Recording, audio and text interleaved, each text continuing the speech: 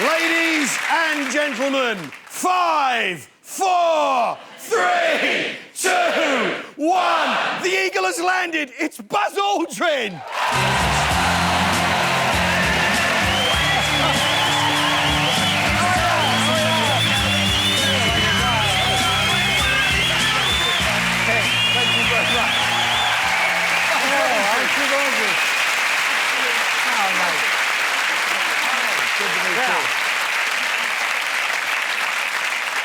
Buzz, can I get you a space drink, sir? A space drink? What do you got? You love this stuff, don't you? Hey, ooh, look at that. Hey, over here, Andy, over here. Oh, for pity's sake.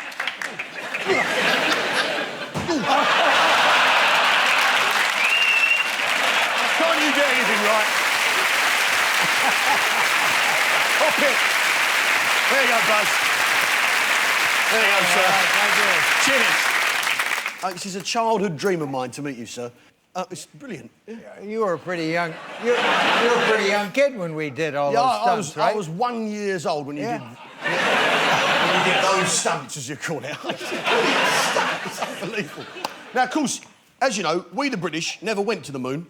No, but you were behind us all the way. Yeah, well, I think. we got to the top of Mount Everest, which is as near as you can get without the fireworks. Now wait a minute, Sir Edmund. Hillary, yeah. Yeah, he was not. He was a New Zealander. Well, he was working for us at the time, sir. Well, of course he was, yeah. I mean, the moon was never going to be part of the British Empire, Buzz, because there's no one to give it back to once you're finished with it. You got there first. We certainly did, yes. It's an incredible story. And what's all the more amazing about it is this is with technology like from 40 years ago, isn't it, really? You're at the top, sat there at the top of Apollo 11. You program in the computer. What do you put into the navigation computer? Up. I mean, what? Well,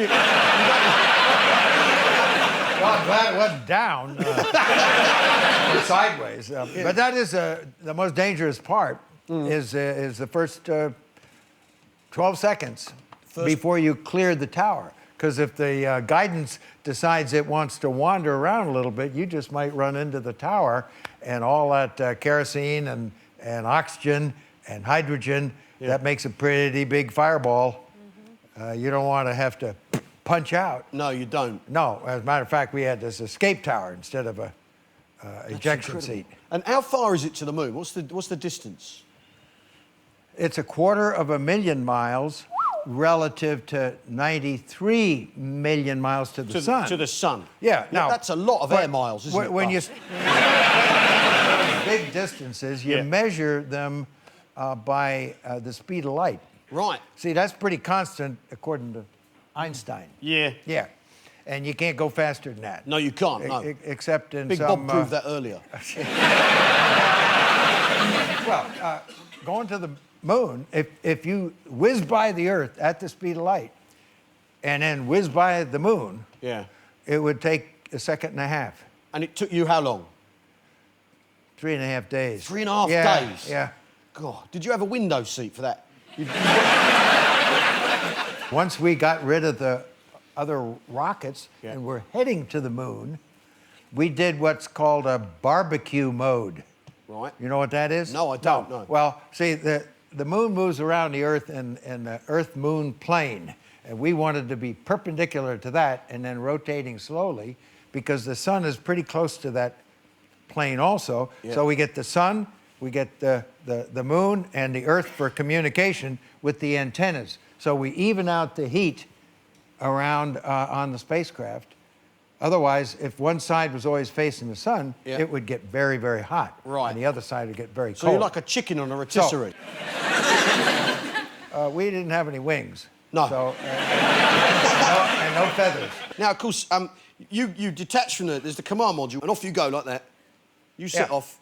But then you land on the moon, like that, and then there you are, and Neil Armstrong gets out, and you have to when you open the door, you have to like. I mean, how do you get out of a spaceship on the moon when it's never been done before? I mean, it's an extraordinary. Well, I'm going to ask you, how did you get out of a spaceship? There's a hatch down here underneath the instruments, between where I was standing and where Neil was standing, and that hatch opens up this way with the hinge on this side. Right. And whoever designed the hatch really had an awful lot to do with who goes out first. Right. Now, history and symbolism, and more important than that, seniority. Yep. See, Neil was a senior guy. He was the boss. Well, he's the boss, yeah. He was a very significant test pilot, very talented. Well, personally, I would have gone second, right? Because you're on the moon, you don't know what's there. Anything could happen, couldn't it? A giant moonworm could burst through the moon's crust. Like that. Like that and disappear again. That could have happened. Like H.G. Wells had War of the Worlds. Yeah. We're talking about human beings on the moon. It's incredible, flesh and blood. Yeah. When you're upon the moon, the magnificent desolation, as you described it, does nature call, sir?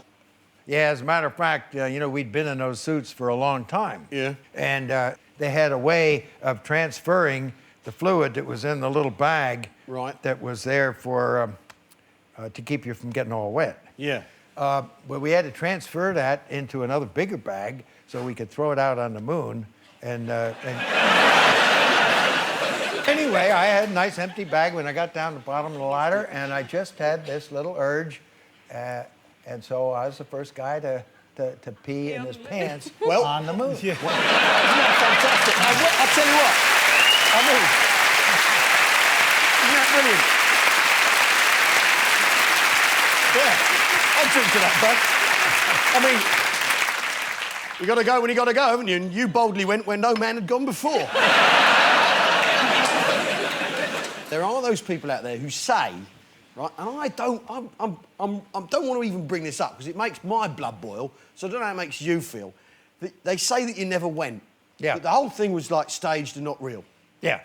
Fools. They're looking for attention. Yeah. And they're not going to change their mind. No. So there isn't any point in really discussing the matter with them too much. Because the facts... Now, this guy had been bugging us for quite a while.